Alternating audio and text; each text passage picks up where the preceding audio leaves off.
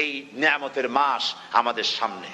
প্রত্যেকটি যখন কোন ওয়ার্কশপ হয়, তো ওয়ার্কশপের জন্য এক একটা কি বলে সিলেবাস থাকে। রমজান মুবারক একটা ওয়ার্কশপ। এই ওয়ার্কশপের মধ্যে একটা সিলেবাস আছে, সেই সিলেবাসের নাম হচ্ছে কোরআন।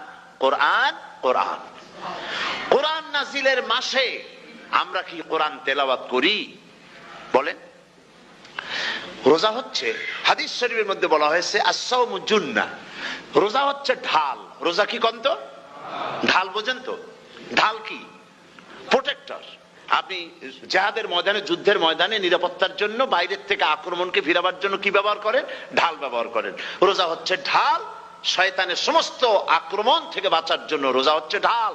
রোজার দিনে কেউ যদি আপনার সাথে ঝগড়া করে, তাহলে রাসূল বলেছেন তুমি বলো, তুমি ঝগড়ায় প্রবৃত্ত হবে না। তোমার সাথে যদি কেউ ঝগড়া করে, তুমি বলবে ইন্নী সাইম, আমি রোজাদার। আমি তোমার মতো ঝগড়া করতে আমিও পারি, আমি তোমার মতো গালাগালি দিতে পারি, কিন্তু আমি দেব না, ঝগড়াও করব না, গালিও দেব না, মারামারিও করব না, কারণ আমি রোজাদার। সুবহানাল্লাহ।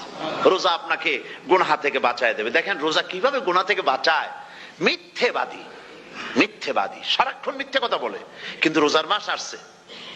এখন মিথ্যাবাদী যারা, তাদের ঘনিষ্ঠ লোকদের কাছে শুনেছি যে তারা বলে, যদি কোনো লোক দিনের বেলা আইসা যায় আর এমন কথা, যে কথা বলতে গেলে মিথ্যা বলা ছাড়া উপায় নাই তার জন্য, সে তখন বলে ভাই তুমি তো অসময় আসছো, এখন আমি খুব ব্যস্ত, আই এম ভেরি বিজি, তুমি রাত্রে আসো।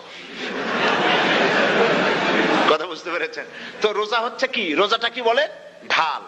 কোন মেয়ে লোকের দিকে চোখ পড়লো, আহা আমি তো রোজাদার, চোখকে সাথে সাথে নিচে নামায় ফেললো। গানের আওয়াজ আসলো, আমি তো রোজাদার, সে গানটা শুনলো না। কাজী সমস্ত গুনাহ থেকে বাঁচার জন্য রোজা একটা বিরাট হাতিয়ার। সুবহানাল্লাহ।